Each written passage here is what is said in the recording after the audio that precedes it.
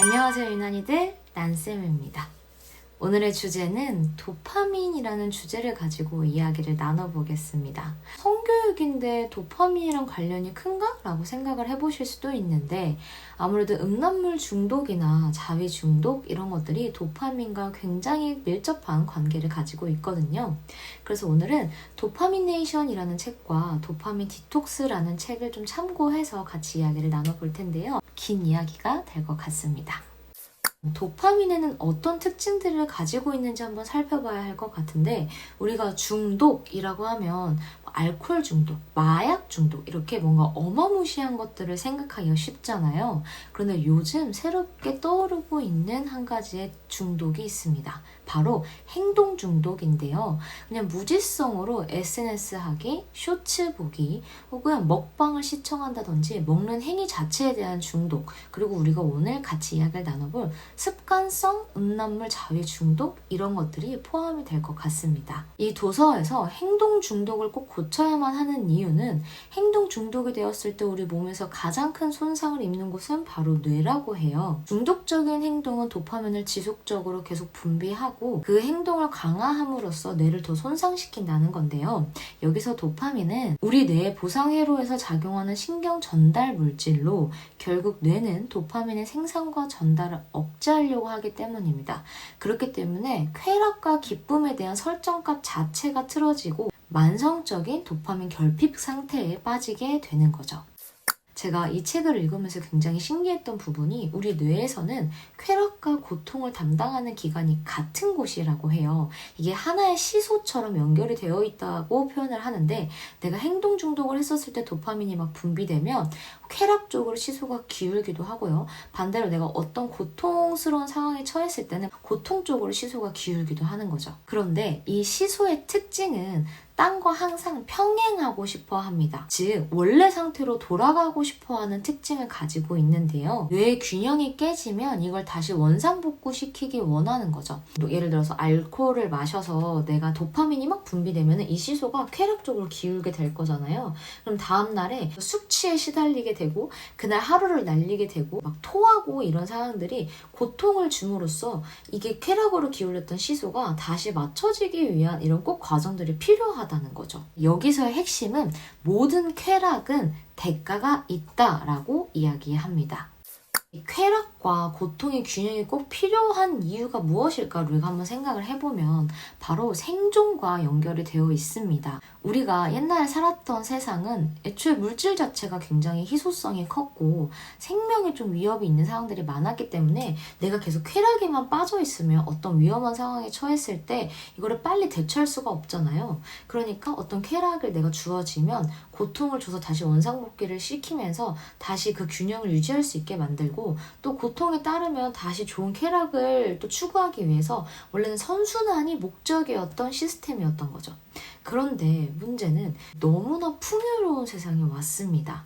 내가 원하면 얼마든지 원하는 것들을 취할 수 있는 세상이 와버렸다 보니까 내가 쾌락이 줄 수 있는 이 시소 쪽으로 기울 수 있는 게 너무나 빠르게 그리고 강하게 확 내려칠 수가 있게 된 거죠. 균형을 다시 회복하기 위해서 훨씬 더 큰 고통에 따를 수밖에 없는 거예요. 쾌락의 자극이 세질수록 고통의 자극도 같이 세질 수밖에 없고 내가 가지고 있는 쾌락의 기본값 자체가 달라지게 되면서 이게 반복되면 내가 어떤 기쁨이나 쾌락을 찾기 위해서가 아니라 그저 수평적인 균형을 찾기 위해서 계속 자극적인 것들을 더 찾을 수밖에 없다는 거예요. 그렇게 하지 않으면 대표적인 증상들이 불안, 짜증, 우울증, 내가 어떤 중독된 것에 대한 집착 이런 증상들이 자연스럽게 같이 동반하게 됩니다.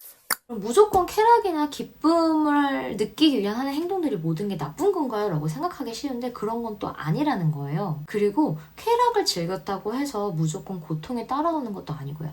여기서 중요한 건 도파민의 양과 빈도수고 내가 이 도파민을 느끼기 위해서 어떤 노력을 했는가가 굉장히 중요한 포인트입니다. 예를 들어서 술, 음란물, 담배, 도박 마약 이런 것들은 굉장히 빠르게, 그것도 아주 굉장히 강한 도파민을 분비하게 만들잖아요.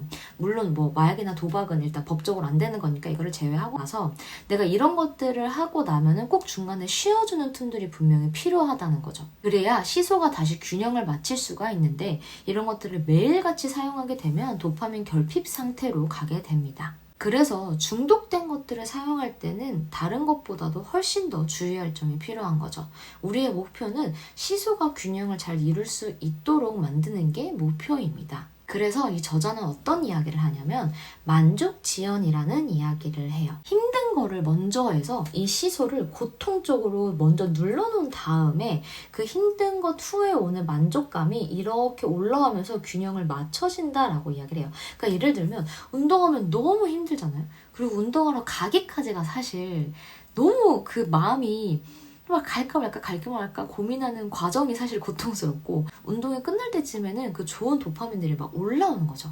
그 좋은 도파민들이 상승 상태를 몇 시간 동안 유지했다가 다시 수평으로 돌아가게 되니까 기준선 아래로 떨어지지 않고 좋은 수평을 유지할 수 있는 거죠.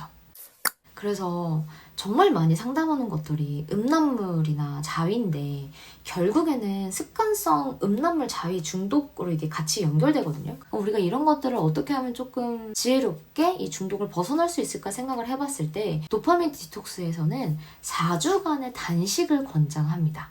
4주 동안 어떻게 끊어? 라고 생각을 하실 수가 있는데 왜 4주냐면 한쪽으로 기울어져 있었던 시소가 다시 균형을 찾는 데까지 걸리는 평균적인 시간이 한 달이라고 하더라고요. 그래서 중간 장애물을 설정하는 것도 좋은 방법이다 라고 이야기를 해요. 예를 들면 그런 게 있을 수 있겠죠?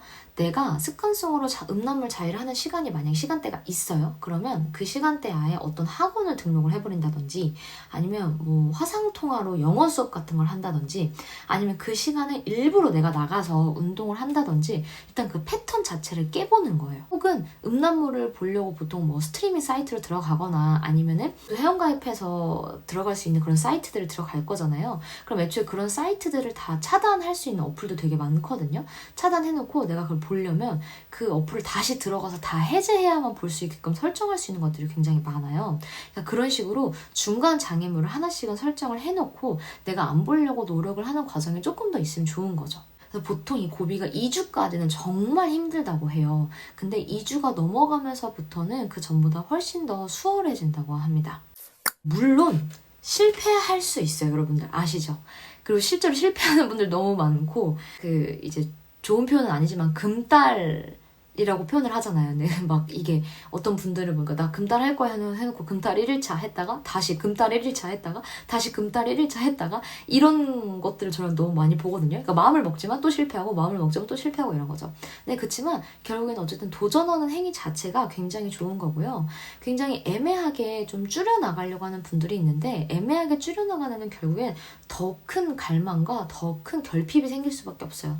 그래서 이 저자는 무조건 단식하는 게 가장 큰 효과가 있는 거고 단식을 성공하고 나면 그때부터는 이 시소의 균형 체계가 바뀌어 있기 때문에 내가 중독되어 있는 것들을 조금씩은 조절하면서 이용할 수 있다라고 이야기하고 있습니다. 실패를 계속 거듭하다 보면 그런 생각이 들어요. 아니 내가 사회생활을 못하는 것도 아니고 인간관계가 어떻게 무너진 것도 아니고 나 멀쩡하게 잘 살고 있는데 굳이 이것들을 내가 끊어내야 되나? 라고 생각을 할 수는 있는데요. 우리가 나이를 먹는 것처럼 뇌도 나이를 먹거든요. 내가 어떤 쾌락을 추구했었을 때 따르는 고통은 이전보다도 훨씬 더 커질 수밖에 없다는 거죠.